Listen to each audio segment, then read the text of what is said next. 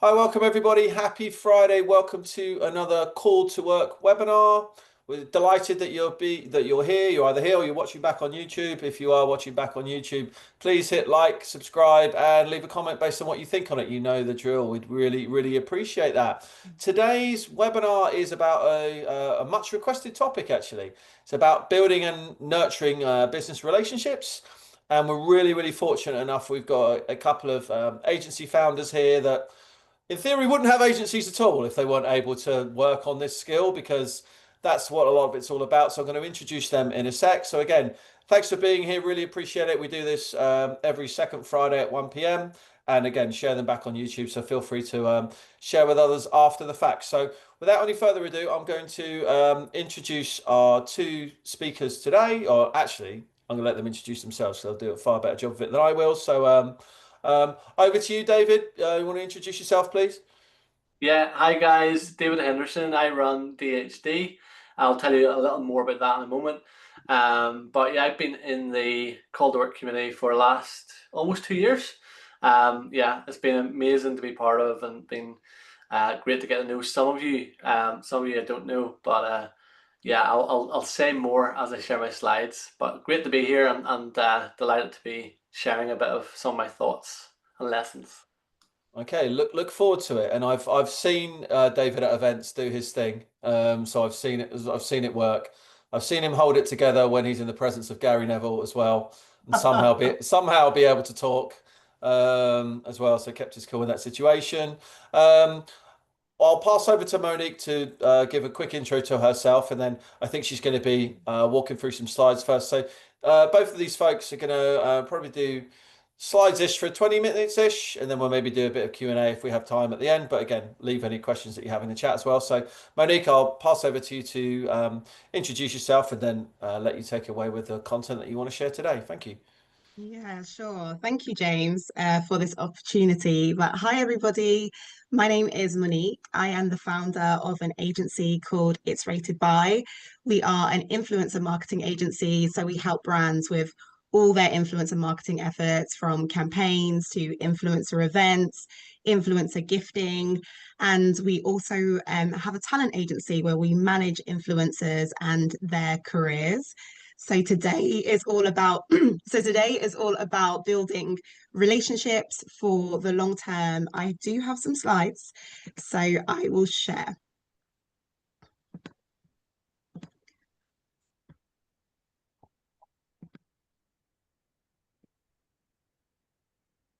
Perfect. Everyone can see the slides perfectly. Awesome, seeing some nods.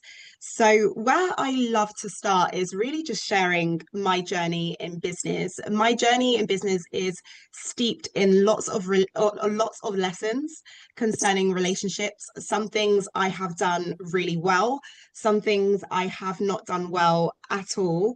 But I thought I would share the lessons with you, and hopefully, we can all learn together from these experiences. So, my journey in business started around 3.5 years ago. I left my job and I decided that I'm going to give myself 3 months to launch a business. I knew I wanted to be in the influencer marketing industry. Why 3 months? I literally would have run out of money if it went beyond those 3 months. So, I had to make it happen in those 3 months. And so I decided to launch a subscription box business initially. I was helping influencers to launch their own subscription boxes. I was really passionate about influencers endorsing products that they actually like, that they actually want to, they actually use on a daily basis. So I thought about this great idea, which was, why don't you have your own subscription box, which your audience will subscribe to, and they can ensure that they will be receiving products that you actually use on an ongoing basis. And we had lots of success with this. Why I really liked this model of business was, number one, the influencer would be up front and center. They would be the ones promoting the box. They would be the ones choosing what was in the box. And I could be behind the scenes. And I've always been someone that would much rather be behind the scenes than up front. So that's what we did. And we had a lot of success with it, worked with some amazing influencers. They were mainly beauty influencers.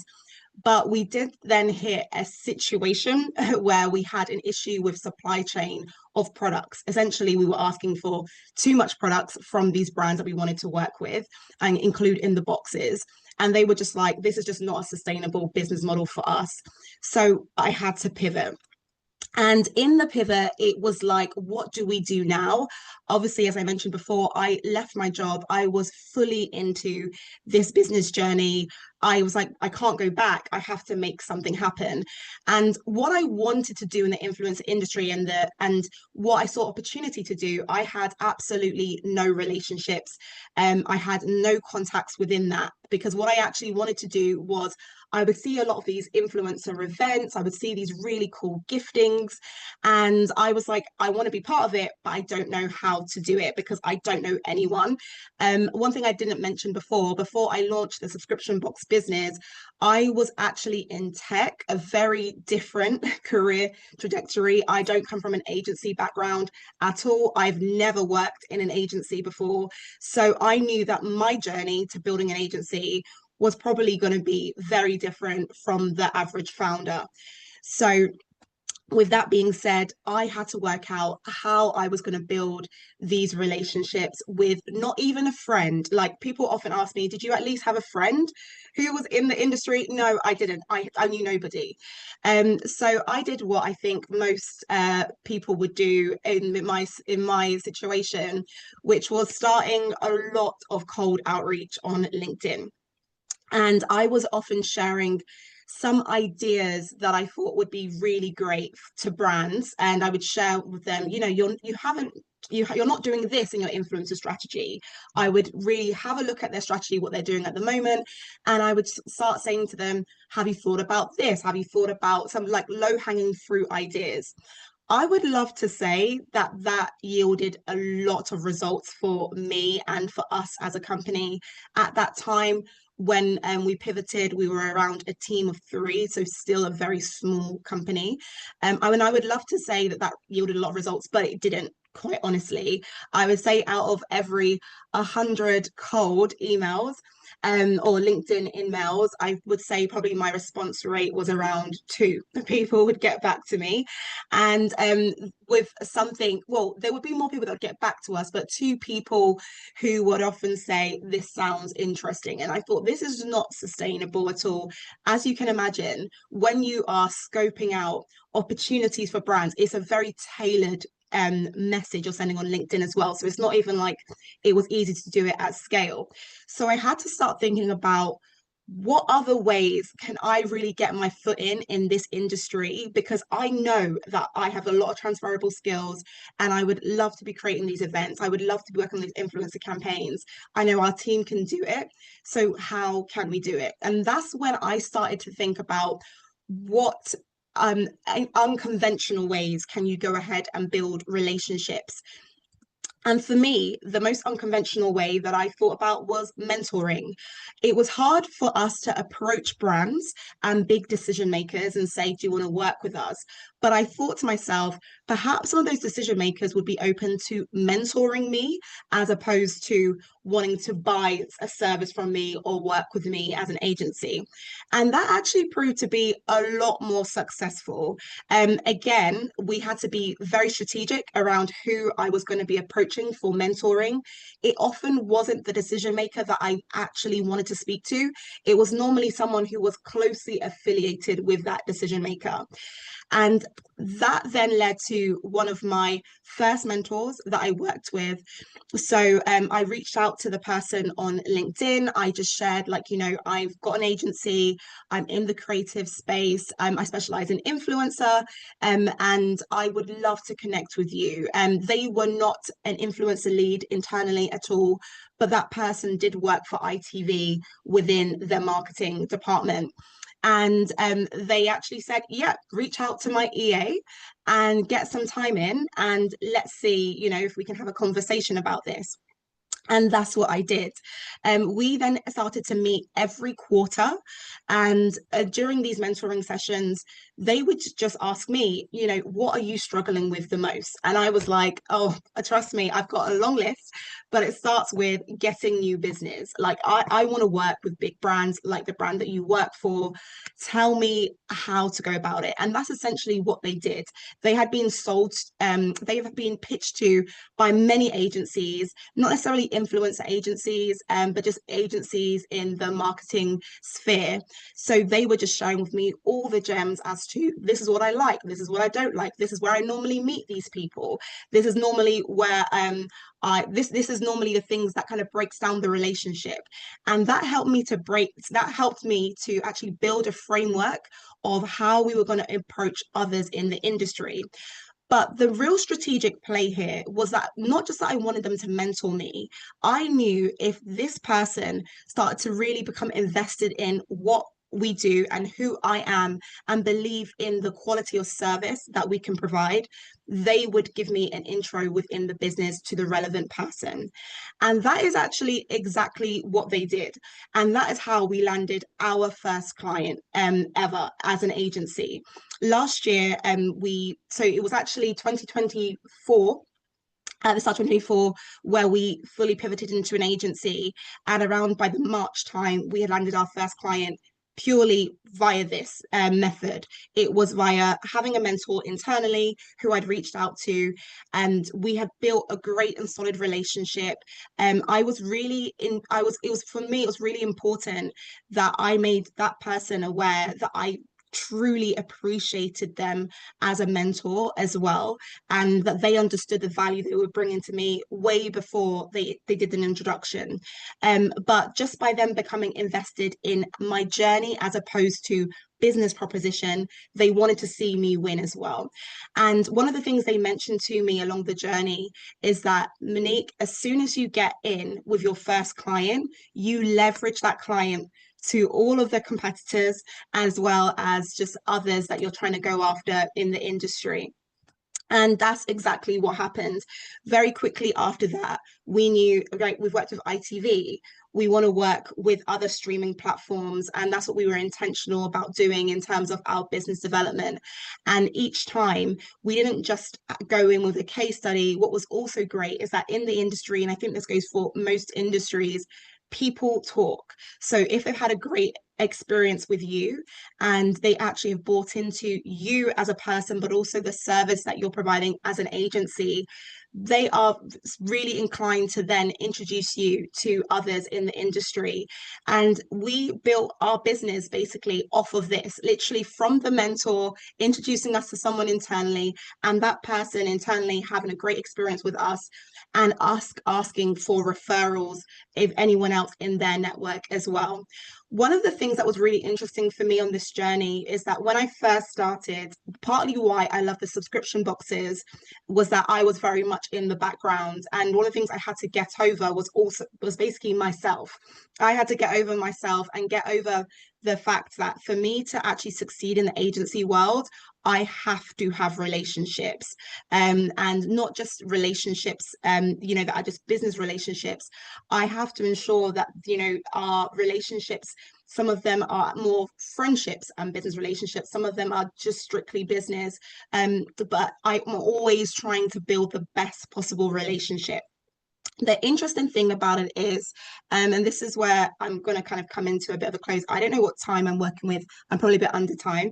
But the interesting thing is that I remember a few years ago, I read a book called Relational Intelligence, and it was all around your personal relationships. And what it was saying, the author was saying, is that a balanced person has close friends, associates, mentors, and mentees all evident in their life. Someone who has all of these 5 categories is going to be someone who's normally thriving relationally. And the author was basically encouraging the reader to categorize people. Sometimes one of the challenges that we have with relationships is that we don't know where we really stand in someone's life. And as a result, it can cause challenges, because when you are really an associate, when someone should really be an associate and you're calling them a close friend, sometimes our expectations can be a little bit off. So I've been using this framework in my life for the past few years, and it's really helped me when it comes to friendships. However, I realize this is also a framework that I should be using in business as well. A lot of our clients, some of them have actually become close friends of mine, and those close friends are often sponsors in their organizations. Those close friends are often people that are making introductions. When it comes to decision makers, what I have found is that they are normally what I would call an associate. And I think most people in business are trying to have as many decision makers as close friends, when often decision makers will be your associates. And then, as I mentioned before, is there someone in the organization that can like pour into you that may not necessarily sit within the exact unit that you are trying to sell into, but someone in the organization that's actually invested in just seeing you win and seeing someone win? And also, is there someone in the organization that you can pour into? We've had many different of our clients. We've had interns that are within their business or quite junior roles that I've connected with them along the way. And I would say like an informal mentoring relationship has started. But number one, it keeps me very grounded, and it also enables that I'm pouring into somebody else. But not just that, that because they are in junior role and often in the weed of many things, I learn so many things about what's going on in the organization. A lot of the time, the most junior people that I've worked with or have kind of been around in an organization, they often have insight into things that decision makers will never ever know. So it's important that we're building relationships across the business. And one bit of advice that I would love to leave everybody in this webinar with is that when you are trying to build relationships in business, especially within a brand, ensure that your relationships are wide. You know, a lot of the time we may kind of go into a business, and we may have, you know, a great person who loves what we're doing, and we try to keep the relationship there. Whereas now I've used this framework and I've tried to identify within the business, you know, who could be an associate, who could be a mentee. And I'm always thinking about that across the business. I've many a time I'm asking my lead stakeholder, you know, can you introduce me to someone else, or who reports into you? I want to build out that stakeholder mapping. And I found the more that we do that as well, the more success that we've had in building that long-term relationship with the client, especially when there's retention going on, retention issues of staff going on within brands as well. So that is everything from me. Yeah, that's everything from me. I would love to know if anyone has any questions. I know, James, you said questions at the end. I don't know if you would prefer me to keep it to the end, or... If anyone has a question for Monique, please ask it now. It seems like a good juncture. Either ask it in chat or put up your hand or do any of the other things that the software in front of you allows you to do, or if not, it's entirely up to you. Josh, I think we have a question from you. Go for it. Yeah, perfect. Thank you so much, Monique. Really, really useful tips in there. You mentioned a book, Relational, and I didn't get the ending. Yeah, sure. It's Relational Intelligence by Dr. Darius Daniels. So what we'll do is post this webinar. We'll send a note with a link to the recording, and then anything like that, I'll speak to the speakers and we'll send links if people are scribbling that down, anything they reference, if that's okay. Speakers giving some more work for you. So yeah, that's cool. That's fine. Thank you so much. That's Welcome, amazing. Josh. And thanks for that, Monique. Yeah, I think like it's just so fascinating to dive into your own personal story, and how with any business it starts with one client, right? And leveraging that client for as much as you can is kind of really, really important. But it does just start with one, and you just kind of go from there. So really, really relatable to your story, and we really appreciate it. So thank you for that. Thank you. David, if you're around, and again, I think Monique is sticking around, so if questions come up, we can come at the end. So David, if you're ready, over to you, and yeah, we'll hear from you. Yeah, great. Thanks, guys. Monique, that was super. Thank you. It's going to be hard to follow. But yeah, I'm just going to share screens. So bear with me 2 seconds while I set it up properly, and then we'll be ready to go. All right, can everyone see that okay? Super.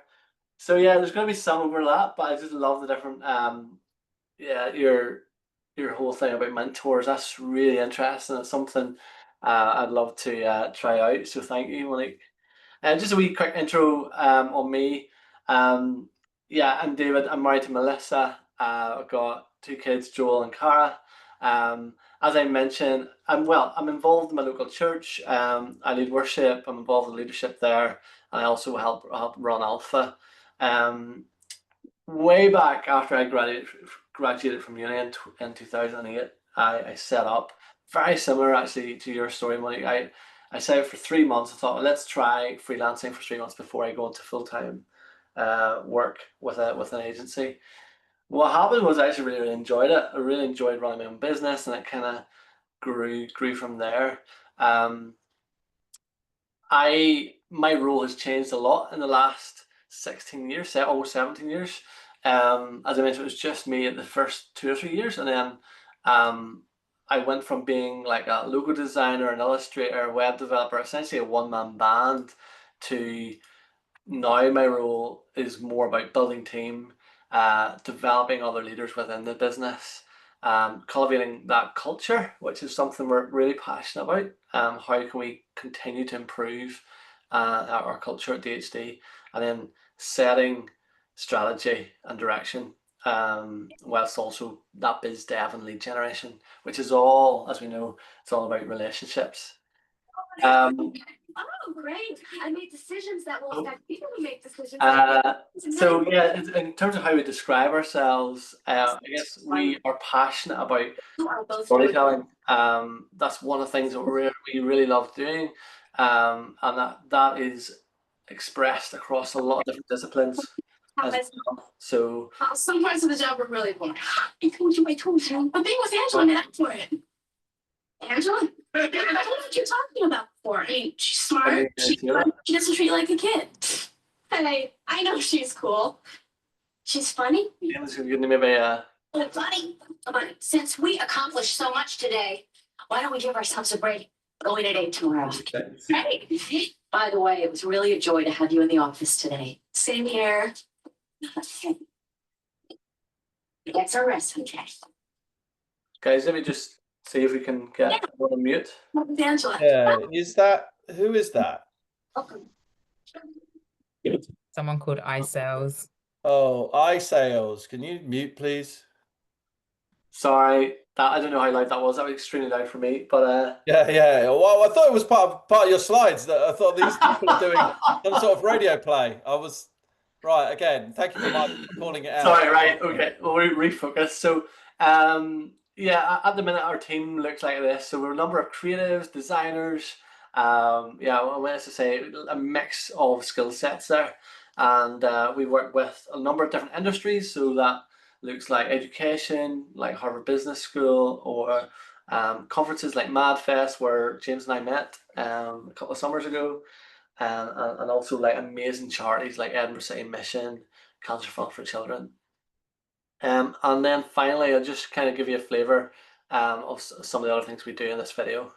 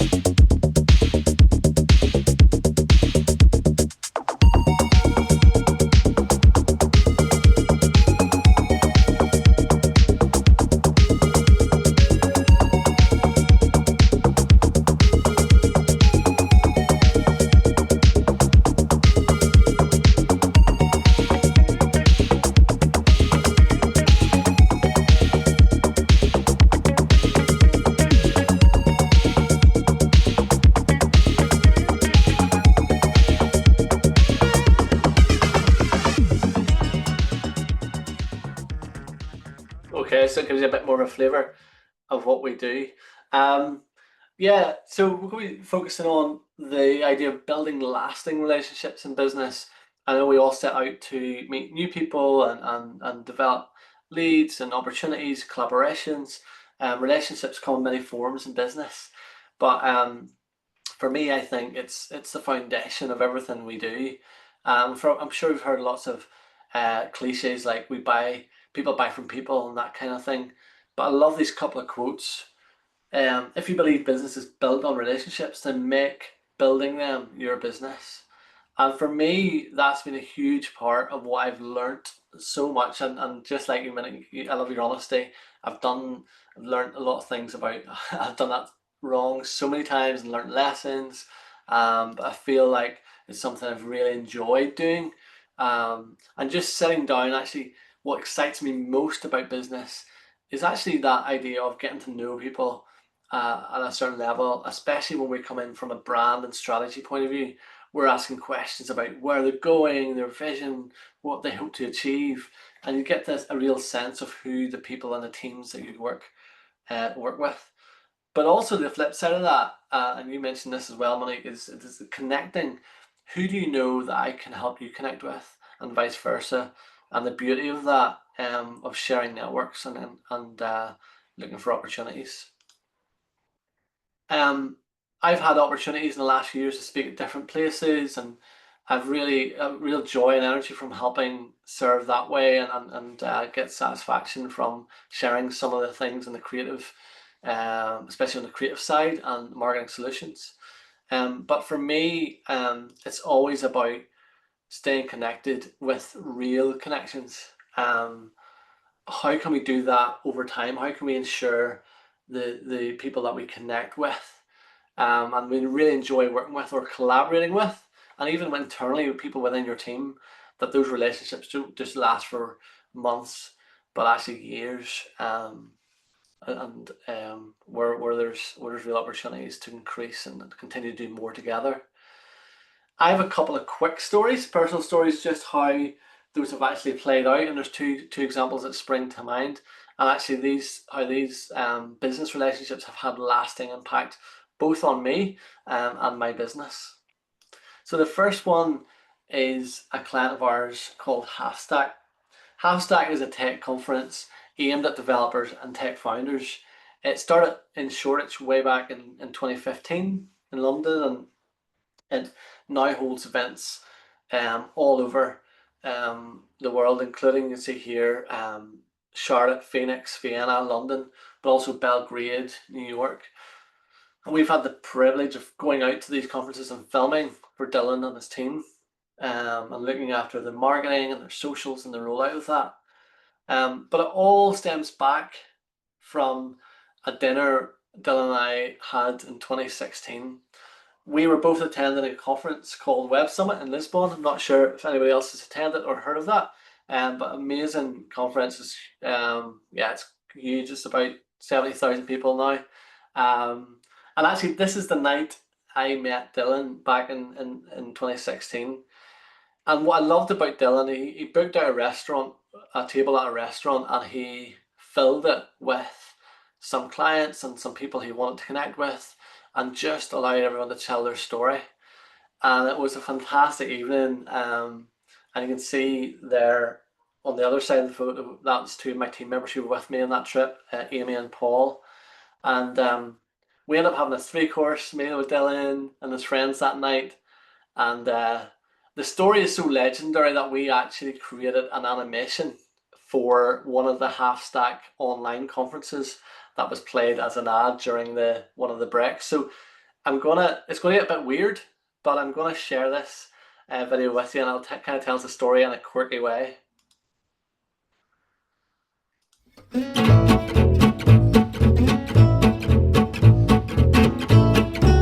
Please, can I go to Web Summit? A tech conference in sunny Lisbon. Okay. Find a cheap ticket on Twitter. Okay.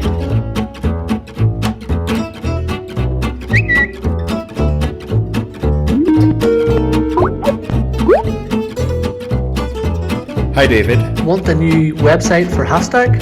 Yes, thanks. Here's your Web Summit ticket. Thanks, Dylan. Lisbon! Yeah, so that was a bit different, but there's more. Part 2.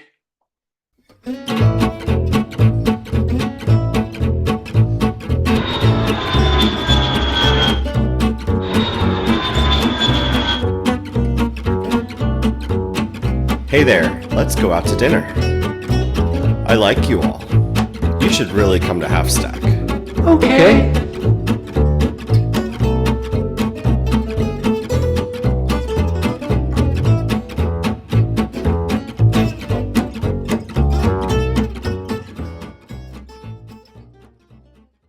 Yeah, so you can see my kids helped out in the illustrations there. So that was like a crazy kind of way of sharing the story. Basically, yeah, Amy, who was working with us, asked for a ticket to go out to Lisbon with us, and Dylan, we did a bit of work, bit of UX work, and he kindly gave that. So from there, there's been over all those years later, there's over 7 years, more, almost 9 years, sorry, of a client relationship that is still going strong. And you can see in this photo here, that's September 22. I speak to Dylan most weeks. We're at conference together 2 or 3 times a year. And in fact, Lucy and Aaron, a couple of our videographers, were over.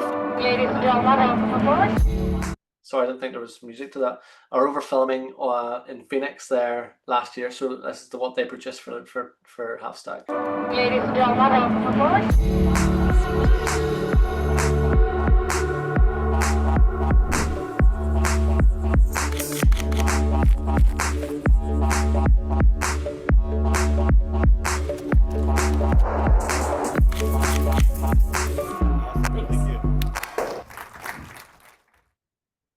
Yeah, so just a flavour of some of the stuff we do for those guys. But again, it all started out with that dinner, and again, maintaining that relationship was so important. Last story I want to share was the fact that I run a CRM platform called Tubular.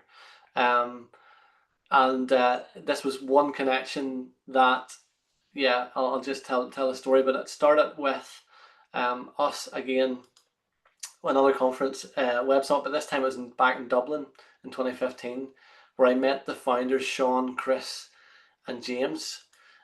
Great guys, and actually we were looking for a CRM at the time, and we started using their product at the time, which was called Simplified. And these guys were fantastic. We worked together. This was what it looked like at the time. And after a couple of years, they pivoted and they rebranded the product to be called Tubular. At first, I wasn't too sure about the change, but then we started using that. We started giving them more help, and they became a client of ours. So we did UX audits and improved the user interface. We did some animation, and yeah, it was a great kind of relationship. Yeah, they even photoshopped me in an email with an Oscar for the work we did, so they're good fun. But we kept in touch, and anytime I was in London, we'd pop by and said hi, and met for lunch, etc. And that we kept that relationship strong. But fast forward to January 22, Tubular was actually down, and we had a conversation. Basically, they were bought over by another development house in the States, and Tubular was about to close down, and they actually then offered it to me to buy. So I took on the running of Tubular, and again that happened over one meeting years ago. But again, we maintained that relationship, and I now had the opportunity to be the owner of a fantastic CRM product. So why do we value lasting relationships? Well, I guess first off, there's many reasons, but we've got to be selective about the type of business relationships we want to start and why. And then, it's common sense. Most of us like working with people that we just get on with. So it all starts with connection. As humans, we want to connect with each other, and we appreciate that feeling of belonging and being part of something bigger than ourselves. But I think for me as well, it's about loyalty. That sense of, and I think that's quite rare these days. We live in this fast-paced, people are like, want to connect, get that thing, move on to the next, and there's so many connections. But how can we bless others by maintaining that connection and encouraging them and staying in touch? And actually then it's developing that trust over time. And trust does take time. It takes work and when you have to be genuine, transparent with people. And I believe then we can build real trust. And actually, from a business point of view, building lasting relationships, so relationships that last as long as possible, makes good business sense. I'm not sure if any of you have heard this statistic before, where you've got the probability of selling to someone new is like between 5-20%, depending on how good a salesperson you are and the opportunity. But actually, if you're selling or upselling a service to someone you already know, you increase that to 60-70% because of that trust and that relationship, rapport, all the good stuff that goes into your knowing them longer and trusting each other. So yeah, a lot of this is kind of common sense, and I know we know the basics of this, but how do we continue to build relationships? Well, this key word, right, communication, I think this is where it's all at. Recently, I've been doing a leadership program. I've been really enjoying it. And actually a framework that I was taught by a good friend of mine who runs a lot of courses on leadership, James McSporran. He talked about conversational access. And he says, depending on your relationship, you can have different forms of communication. And it's actually very like what you're saying, Monique, with the friends, acquaintances, mentors, mentees. It's a similar idea. If you look to each side, you can see the type of conversation you will have, and this is kind of usually the subject. So don't want to spend too much time on this, but essentially we want to move from the like practical functional, which is like, you're going in for, you buy a cup of coffee, it's transactional, I want a flat white, it's, how much did it done, and you're out. As you know people, and so people in your team, your clients, your customers, the more you get to know them, you can move to those meaningful conversations, those creative, and then finally secure, where it's unfiltered, there's feedback, there's trust, and that's where I believe the real magic happens, both internally with teams, but also with people who collaborate or your customers. When there's such a strong relationship there, then we do amazing work together, and those relationships get stronger and stronger and stronger over time. And it's the old saying that no one cares how much you know until they know how much you care. And I think that's how can we, particularly as people who follow Jesus, show that love and that care and attention into every relationship in business. I'm going to wrap up now, so there's time for Q&A. But before I do, I just want to share a couple of quick practical tools that's helped us in our business. I mentioned Tubular earlier on, so that's one. But it's this idea of how do we get connected? I know a lot of us are really good, and James is a master, going out in person to events and connect with new people and bring them into things like CMO Circle or the Call to Work community. A lot of us, I'm sure, are doing outreach online as well. I've been using some interesting tools in the last couple of years, especially around with AI. Has anyone used things like Dripify, which is LinkedIn automation? It's a really interesting way. I'm sure we get spammed all the time, but with certain tools like this, you can actually personalize your message and set out campaigns that are a way of reaching out to people that sound like you and make sure that flow isn't too salesy. So that's been a really helpful tool. If anyone wants to find out more, or if anybody else is, I'd love to hear of people's experience of using Dripify. And again, a lot of our leads then flow into a CRM. So whether that's HubSpot, Salesforce, I mentioned Tubular. That's obviously something that we use. And again, it just allows us, all the data that's in Tubular or CRM, that's the gold of our business, because every single relationship's in there. Every project and pipeline, we know the last time we spoke to them about. We've taken notes on what is important to them, and that we can then follow up in the right way and keep it really personal. And that data allows our business to flow. So if anybody again wants to find out more about Tubular, I'd love to have that chat. We found that kind of idea of lead generation tools like Dripify and others when you connect it then obviously with a platform, a CRM or a like Tubo, then that's where the magic happens. You can maintain those relationships and not forget people in spreadsheets or the inboxes or the WhatsApp groups. Obviously there's tons out there. So again, I'd love to hear more about what people have used and what people have found useful. Because I'm anti-sales and anti-spam, but I love using these tools to kick off a conversation and then try and take that, hopefully over a cup of coffee or a Madfest, as James and I have done a couple of times. Yeah, technology keeps progressing, guys, but how we communicate evolves as well in terms of the technology we use. But what's one thing will never change is I believe building lasting relationships will lead to long-term success for our business. And then just finally, I'm sure like all of us, we believe that it all comes down to one thing, which is trust. So guys, that's me. Thank you so much for your time.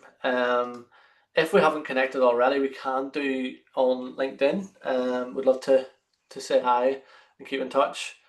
And as well, yeah, happy to throw a wee special offer for Tubular as well if it's helpful for anybody who doesn't have a CRM. But yeah, really appreciate you listening and hopefully that was helpful and there were some takeaways. Great, David, thank you. If anyone has any questions for David or Monique, either raise your hand or call it out. I certainly have a question. I think you raised some very interesting points there at the end, David, but please, if anyone has any, please just let me know. Maybe one from me. So you you started going down the interesting entryway of, let's just say it, LinkedIn outreach automation, which does fit in the relationship bucket, of course. And you talked about it with everything trust, and you talked about the enablement that these platforms offer.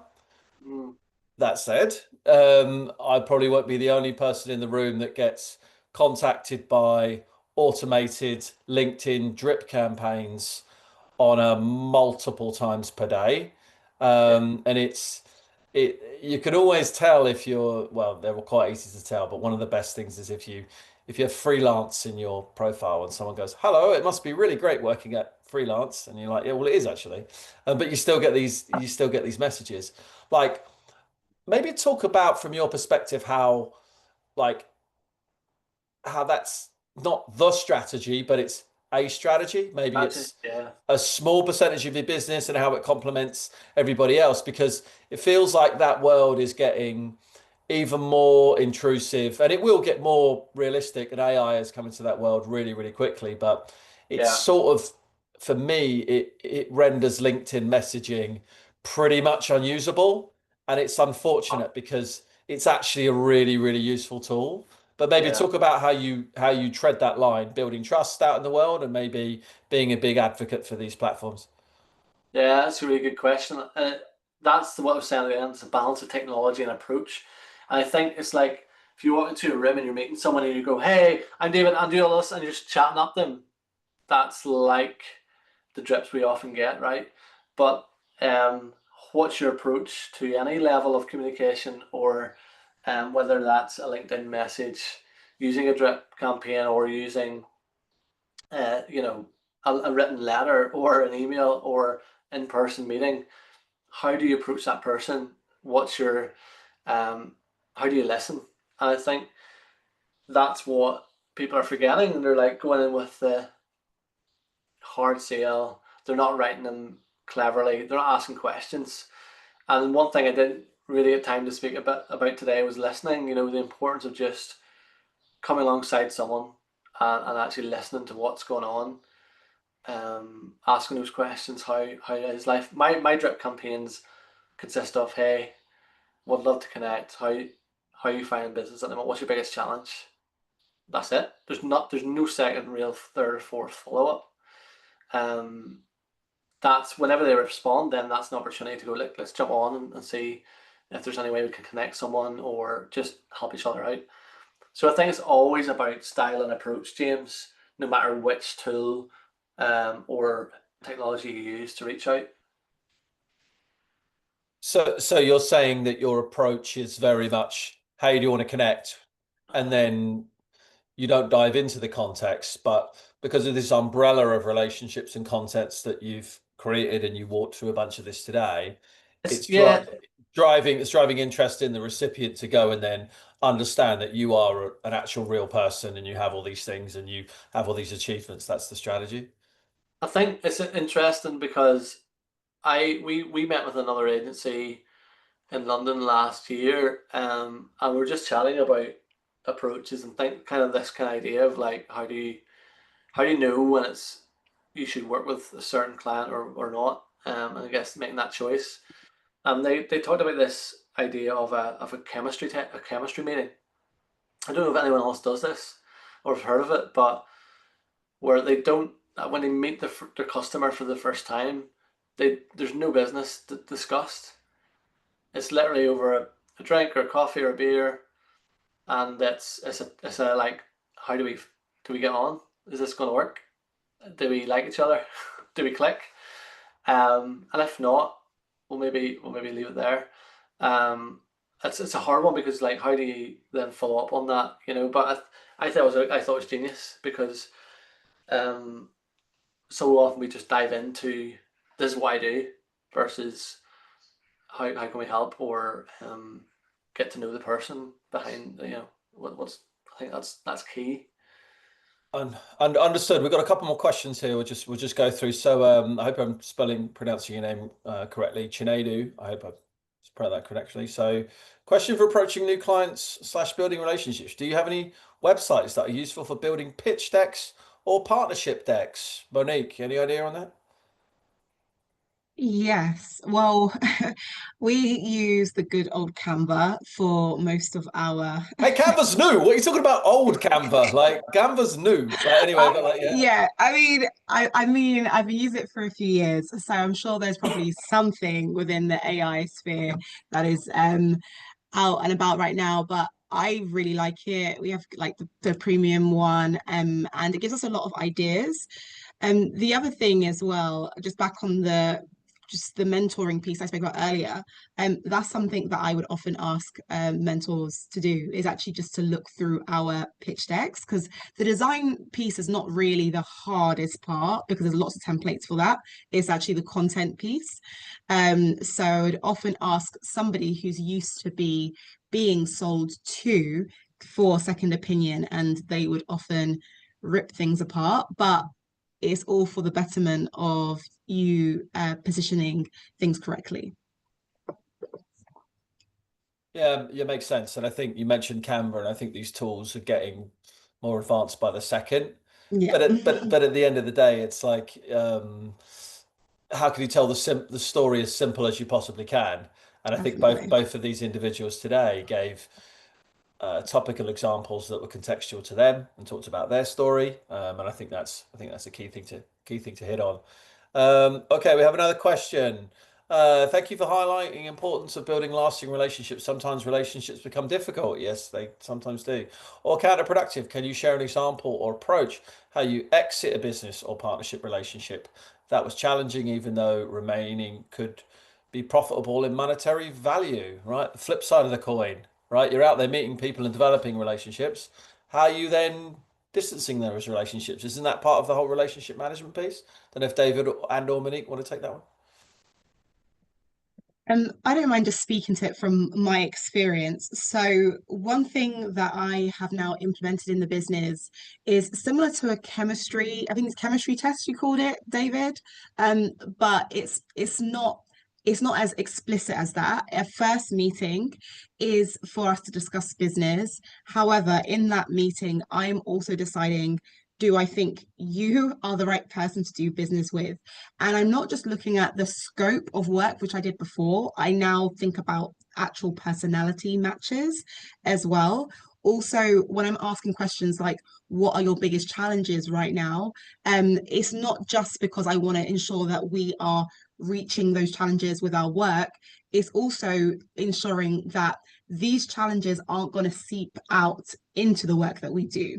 So I've had a situation not that long ago actually, where I met a client and they were going through so many different things in the business, many different restructures, many different budget cuts, many just grievances with management. They were kind of turning a little bit bitter in their role in and of themselves. However, there was quite a big budget for agency.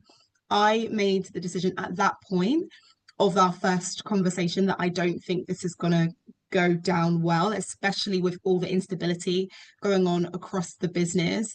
And I know it's not necessarily the question that was asked, but I think one of the best ways that I can answer this is do your due diligence as much as possible at the top, and be okay with actually walking away from said opportunities. Every industry is different. I know my industry, reputation is everything.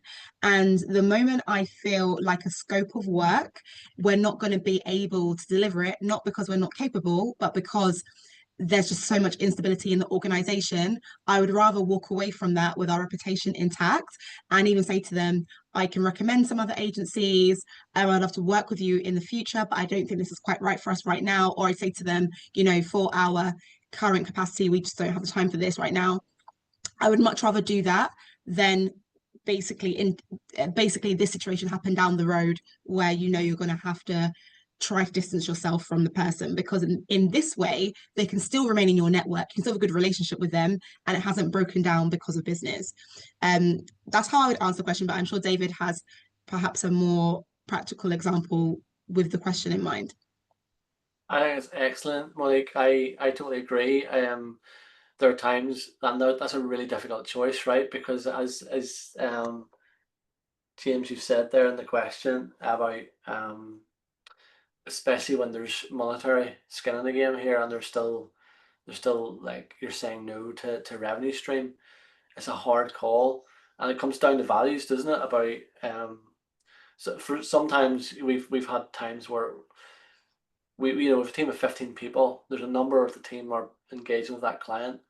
What I don't realize is sometimes there's scope creep, and the clients sometimes asking for a little bit more each time, or starting to take a little bit of a not advantage, but yeah, just more and more. And I'm always aware internally of what the pressures that puts my team under. But it is then time to have those real conversations, isn't it? And it's about like that conversation access diagram I showed, where how well can you have those real conversations with your customers and clients, that when difficult situations appear, or there's been a rub or a bit of friction, to pause and stop. And it does take time, it takes effort, it takes energy to slow, just pause and have that real conversation, open-ended questions, and allow people to really explain what's going on and bring clarity to the situation. I think that's in this fast-paced communication world, that's where I've seen it become an issue. When there's just responses left, right, and center, and we're actually let's just get a sit down in person and chat through some of the things so that we can resolve this, and everyone can move on in a way that maintains that relationship. But I totally agree with you, Monique. There are times which are really, really difficult, that you need to say maybe this isn't the best, and there's other recommendations, and just try and help them out that way. Time for one quick question here. Chelena, quick, go for it. Got like 2 minutes, go. How do you build relationships in WhatsApp groups? What recommendations would you give where there's potentially like, relationships that you could be leveraging, but it just becomes like a pitch fest where everyone's just sharing what they're doing and no relationships are happening? Can I take that one? Is that all right? I think so. Really, really good question. And I think you sort of summed it up, right? Where it was like the pitch fest is something in that. So I run 2 communities, and the pitch fest is not something that we encourage. And again, but I am aware of groups that it is a constant pitch fest. And I think you end up in that situation where you've got difference between groups and communities, right? And I think, look, for me, it's about understanding community principle, but then also understanding, look, you're going to get out everything that you put in, right? And even more so. And the whole kind of classic situation is it if you went to someone up on the street that you didn't even know, and you were like, listen to my podcast, like download my ebook, like you wouldn't get a response. And I think people tend to just unintentionally understand that there's a quick responsive audience, but in other regards, look, if you have a relationship with someone and the chances of you listening to their podcast versus not, it's night and day, right? So I think it's about participation.